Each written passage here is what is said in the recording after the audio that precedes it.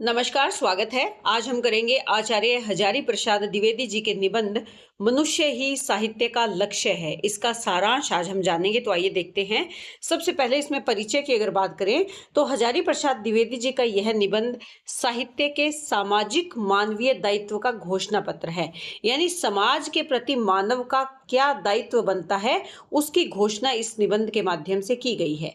लेखक साहित्य को किसी अमूर्त सौंदर्य, कल्पना विलास या भाषा प्रयोग तक ही सीमित नहीं मानते, बल्कि वे मानते हैं कि साहित्य से मनुष्य की दुर्गति से मुक्ति, आत्मबल का विकास और मनुष्यता की प्रतिष्ठा करने का ये एक सशक्त माध्यम इसको माना है। किसको? साहित्य को। इसीलिए निबंध का जो केंद्रीय सूत्र है वो क्या है? मनुष्य ही साहित्य का लक्ष्य है। यानी साहित्य लिखने के पीछे मुख्य उद्देश्य या लक्ष्य साहित्यकार का क्या होना चाहिए? मनुष्य ही होना चाहिए। प्रस्तुत निबंध में द्विवेदी जी ने समाज, भाषा, संस्कृति, इतिहास, राजनीति, शिक्षा और साहित्य आदि को मनुष्य कल्याण की कसौटी पर कसा है। यानी इन सब का उपयोग किस लिए होना चाहिए? मनुष्य के कल्याण के लिए होना चाहिए। तो इसको हम कुछ बिंदुओं के माध्यम से समझ सकते हैं। पहला पॉइंट हम बनाएंगे, मनुष्य का उत्थान ही साहित्य का मूल उद्देश्य है। ये आप सीधे तरह से बना सकते हैं कि साहित्य का मूल उद्देश्य, वो आगे हम स्पष्ट करेंगे कि क्या है। लेखक स्पष्ट करते हैं कि वही साहित्य सार्थक है जो मनुष्य को उसकी हीनता से, उसकी दास्ता से, उसके अज्ञान से, उसके दारिद्र्य यानी गरीबी से और पर दुख और असंवेदनशीलता से बचा सकता है। वही साहित्य है। जो रचना मनुष्य की आत्मा को तेजस्वी न बना पाए, हृदय में करुणा का भावना उत्पन्न कर सके और उसे सामाजिक उत्तरदायित्व का बोध या ज्ञान न करवा सके, उसे वो साहित्य नहीं मानते। आज का जो समय है, इसमें मानव के विचारों में संकीर्णता आ गई है। क्यों आ गई है? अपने स्वार्थों के कारण, दलगत राजनीति के कारण और अविश्वास के कारण। इसीलिए जहां दूसरा मनुष्य शत्रु बन जाता है, यानी प्रत्येक दूसरा मानव क्या है? शत्रु के रूप में हमें नजर आता है। ऐसे में साहित्यकार का कर्तव्य क्या है कि वो केवल रचना ही ना करे, लेख ही ना लिखे, साहित्य ही ना लिखे, बल्कि कैसा साहित्य लिखे जो समाज की अच्छी बात सुनने और समझने के लिए प्रेरित करे, जिससे कि मानव या मनुष्य का उत्थान हो सके, उसका विकास हो सके। अगला पॉइंट हम बनाएंगे, साहित्यकार की सामाजिक जिम्मेदारी। द्विवेदी जी मानते हैं कि साहित्यकार केवल कल्पना विलासी नहीं रह सकता, यानी कल्पनाओं में ही खोया हुआ नहीं रह सकता। जिन देशों में शिक्षा व्यापक यानी विस्तृत है, वहां की तुलना में भारत जैसे देश में साहित्यकार की जिम्मेदारी कहीं अधिक हो जाती है। क्यों? क्योंकि हमारे यहाँ पर जो साहित्यकार है वही शायद शिक्षा का प्रचार प्रसार अधिक तरीके से कर सकता है। किन देशों की तुलना में कह रही है? जो देश ज्यादा शिक्षित है, उन देशों की तुलना में भारतीय साहित्यकार की जिम्मेदारी कुछ ज्यादा है। हिंदी की सेवा का अर्थ भाषा पूजा नहीं, बल्कि हिंदी भाषी जन समुदाय की सेवा है। कि हम कहें कि हम हिंदी की सेवा कर रहे हैं, किसके माध्यम से? साहित्य के माध्यम से, लेख लिखकर। लेकिन ये मानते हैं कि ये हिंदी की सेवा भाषा की पूजा नहीं है, बल्कि इस भाषा का प्रयोग करने वाले जन समुदाय की सेवा माननी चाहिए। भाषा केवल साधन है, साध्य नहीं, यानी उद्देश्य नहीं है। साहित्य वही मूल्यवान है जो समाज को रोग से, शोक से, अज्ञान से और आत्महीनता से मुक्त करे। इस दृष्टिकोण से देखें तो साहित्यिक सभाएं, अनुवाद, ज्ञान विज्ञान का प्रसार और जन चेतना का विकास बहुत ही जरूरी काम है। ये किसकी जिम्मेदारी है? ये साहित्यकार की जिम्मेदारी है। अगला पॉइंट हम बनाएंगे, भारत की वास्तविक समस्याओं की पहचान।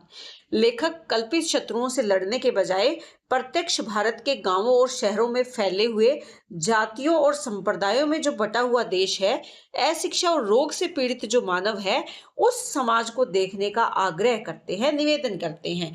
ये मानते हैं कि हम केवल अपनी कल्पनाओं में शत्रु को कल्पित ना करें, हम केवल सोच में शत्रु को ना देखें, हम उस शत्रु को देखें जो वास्तविक शत्रु है, जिससे समाज विकास नहीं कर पा रहा है। वो क्या है? भारत जो गांव और शहरों में फैला है, वहां जो जातियों के आधार पर जो बंटवारा हो चुका है, संप्रदायों के आधार पर जो प्रत्येक दिन लड़ाई दंगे हो रहे हैं, अशिक्षा का जो चारों ओर प्रसार हो रहा है, रोग से पीड़ित जो मानव जाति है, उसको देखें। उस वास्तविकता को देखकर ही साहित्य की रचना करें, कल्पना में साहित्य की रचना ना करें। भाषा, साहित्य और संस्कृति की समस्याएं इन्हीं लोगों की समस्याएं हैं। उनका दीन दलित होना अनादिकालीन नहीं है, बल्कि ऐतिहासिक, सामाजिक, राजनीतिक और आर्थिक कारणों का परिणाम है। यानी ये सब कारण मिलकर ही मानव को दीन दलित करते हैं, गरीबी का जीवन जीते हैं, दुखों से उसका जीवन भर देते हैं।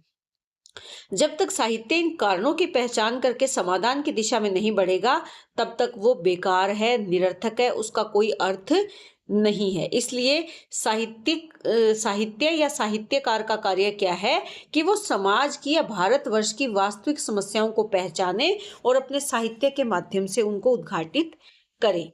अगला हम पॉइंट बनाएंगे जाति व्यवस्था, आत्महीनता और सामाजिक न्याय। भारत की सबसे गहरी समस्या क्या है? जाति भेद, यानी जातियों के आधार पर जो हमारा समाज बटा हुआ है। निरंतर अपमान ने करोड़ों लोगों के मन में हीनता की गांठ बांध दी है। इसीलिए उनमें जाति के आधार पर जो जिन जातियों को निम्न जातियां मान लिया जाता है, उन जातियों में कौन सा भाव आ जाता है? हीनता का भाव आ जाता है। लेकिन यहाँ लेखक चेतावनी देते हैं कि ये गांठ तब तक नहीं खुलेगी जब तक कि भारत की आत्मा सुखी नहीं हो सकती। यानी जब तक ये जातिवाद के आधार पर देश को अगर बंटवारा बंद नहीं होगा, तब तक भारत की आत्मा सुखी नहीं हो सकती। हिंदू मुस्लिम समस्या के साथ साथ हिंदू हिंदू समस्या भी उतनी ही गंभीर है। केवल अलग अलग धर्म की समस्याएं नहीं, बल्कि एक ही धर्म भी यहाँ समस्या के रूप में सामने आ रहा है।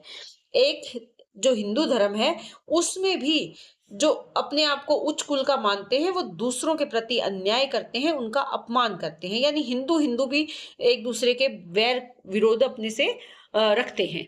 राजनीतिक स्वतंत्रता के बाद सामाजिक और आध्यात्मिक गुलामी की जंजीरें और कठोर कठोर प्रतीत होंगी। इन जंजीरों को तोड़ने के लिए समाज को जागरूक करना किसका काम है, किसका दायित्व है? वो साहित्य का दायित्व है। यानी समाज और अध्यात्म को अगर देखें तो इनकी जंजीरें गुलामी की जंजीरों से भी कहीं ज्यादा कठोर हैं। इसीलिए इन जंजीरों को तोड़ने का दायित्व किसका है? साहित्यकार का है। अगला पॉइंट अगर हम देखें वो क्या है? भाषा, संस्कृति और आत्मचेतना का प्रश्न। द्विवेदी जी भाषा विज्ञान और नृत्य शास्त्र के उदाहरणों से स्पष्ट करते हैं। नृतत्व शास्त्र यहाँ पर क्या है कि मानव की उत्पत्ति कैसे हुई, उसका विकास कैसे हुआ, उसका सामाजिक ढांचा कैसे बना, वो सब इसमें आते हैं। कि भारत में संस्कृत प्राधान्य कोई नई घटना नहीं है, यानी संस्कृत भाषा की प्रधानता कोई नई बात नहीं है। ऐतिहासिक रूप से अनेक जातियों ने संस्कृत आधारित भाषाएं अपनाई और उनको अपनाकर अपने गौरव को बढ़ाया है या गौरव प्राप्त किया है। संस्कृत बहुल भाषा का प्रयोग द्वेष का नहीं, बल्कि आत्मचेतना का परिणाम है। लेखक ये आग्रह करते हैं कि संस्कृत, पाली और प्राकृत के महान ग्रंथों के प्रामाणिक, सजीव और आधुनिक दृष्टि से युक्त हिंदी अनुवाद किए जाएं। इससे क्या होगा? ज्ञान संग्रहालय की वस्तु न रहकर जीवन का अंग बन पाएगा। यानी हम जो संस्कृत ग्रंथ हैं वो कहाँ पर पढ़े हैं? संग्रहालय में पढ़े हैं, लेकिन हमें नहीं पता कि उनमें किस प्रकार का ज्ञान है।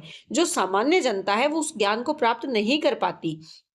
तो यहाँ पर ये साहित्यकारों से निवेदन करते हैं कि इस संग्रहालय की वस्तु को जीवन का अंग बनाएं। कैसे अंग बनाएं उसको?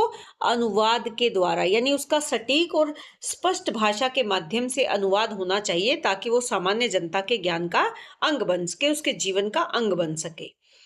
आगे कहते हैं सस्ता साहित्य, संयम और मनुष्यता। इन पर बात करते हुए लेखक ये मानते हैं कि यथार्थवाद के नाम पर लालसा उत्तेजक, लालसा उत्पन्न करने वाले सस्ते साहित्य की तीखी आलोचना करते हैं। साहित्य की एकमात्र कसौटी क्या है? वह है मनुष्य को पशु के समान धरातल से ऊपर उठाता है। यानी पशु और मानव में क्या भेद है? मानव ज्ञानवान है, जबकि पशु में ये गुण नहीं है। यहाँ पर संयम, तप और निष्ठा ये पुरानी रूढ़ियां नहीं, बल्कि मनुष्य की महान उपलब्धियां हैं। साहित्य का कार्य आदिम वृत्तियों को भड़काना नहीं है, बल्कि उन्हें साध कर सुंदर बनाना है। मनुष्य ने प्रकृति की अंधी कार्य कारण परंपरा में हस्तक्षेप कर उसे अपने आदर्शों के अनुरूप ढालने का प्रयास किया। यही क्या है? मनुष्यता है। तो यानी ये क्या मानते हैं यहाँ पर कि प्रकृति की जो कार्य कारण परंपरा है उसमें हस्तक्षेप किया। जैसे प्रकृति चल रही थी उसमें हस्तक्षेप कैसे किया? अपने आदर्श यानी अपने जीवन के अनुसार वो प्रकृति में परिवर्तन करने का निरंतर प्रयास कर रहा है। ये क्या है? मनुष्यता का भाव है। इससे मानव जाति का विकास हो रहा है। माना कि प्रकृति से वो छेड़छाड़ कर रहा है, लेकिन संयम रख कर अगर वो करे इस प्रकार का कार्य, तो उससे क्या होगा? मनुष्यता का विकास होगा। प्रत्यक्ष मनुष्य ही अध्ययन का विषय और अंतिम लक्ष्य होना चाहिए, यानी जो सामने दिखाई दे रहा है वही हमारे अध्ययन का विषय और साहित्य का अंतिम लक्ष्य होना चाहिए। ये निबंध के अंतिम भाग में वो बताते हैं कि लेखक शिक्षा और साहित्य को प्रत्यक्ष मनुष्य से जोड़ने पर बल दे। पुस्तकीय सेकेंड हैंड ज्ञान से आगे बढ़कर अपने आसपास के समाज में जो दलित, पिछड़ा, कुम्हार, धीवर, कोडी आदि जो जातियां हैं या जो वर्ग है, इन सबको समझना बहुत जरूरी है। हिंदी की शक्ति मंचों या पुस्तकों में नहीं, बल्कि कोटि कोटि जनता के हृदय और मस्तिष्क की भूख मिटाने में है। यानी करोड़ों जनता के मन और मस्तिष्क में जो उसकी भूख है, ज्ञान की पिपासा है, उसको दूर करना ही वास्तविकता है। केवल पुस्तकों में पुस्तकों की रचना करना ही हिंदी की शक्ति नहीं है। साहित्य को राजनीति, अर्थनीति और विज्ञान से कटकर नहीं देखा जा सकता। बाह्य असुंदरता को अनदेखा कर आंतरिक सौंदर्य को साधना असंभव है। अंततः लेखक निष्कर्ष देते हैं कि मनुष्य एक है, भेदभाव ऊपरी है, और साहित्य का चरम सत्य क्या है कि सर्वभूत के आत्यांतिक कल्याण का साधन बने, कि सबका कल्याण हो। इस तरह का भाव साहित्य का अंतिम लक्ष्य होना चाहिए। तो निष्कर्ष रूप से हम कह सकते हैं कि मनुष्य ही साहित्य का लक्ष्य है। निबंध साहित्य को मानवीय उत्तरदायित्व के उच्चतम शिखर पर प्रतिष्ठित करता है। द्विवेदी जी के अनुसार साहित्य का अंतिम सत्य वही है जो मनुष्य को गरिमा, करुणा, आत्मबल और सामाजिक न्याय की ओर ले जाए। भाषा, छंद, व्याकरण, परंपरा आदि सब क्या है? केवल साधन मात्र है। साध्य क्या है? उद्देश्य क्या है? मनुष्य का कल्याण। जो साहित्य इस कसौटी पर खरा उतरता है वही कालजयी और सार्थक साहित्य है। तो उम्मीद करती हूँ प्रश्न आपको अच्छे से समझ में आया होगा। बहुत बहुत धन्यवाद।